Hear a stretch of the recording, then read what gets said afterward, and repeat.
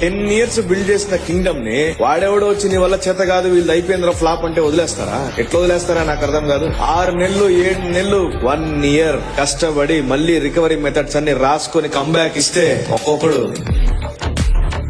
Once business లో enter అయిపోతే మన స్థాయి ఏందో మనం చూపించుకోవాలా. టాలెంట్ ఎవడబ్బా సొత్తు కాదు, నీ లోపల ఉన్నది నీలోనే ఉంటుంది. బుర్రకు బాగా ఎక్కిచ్చేసుకోండి.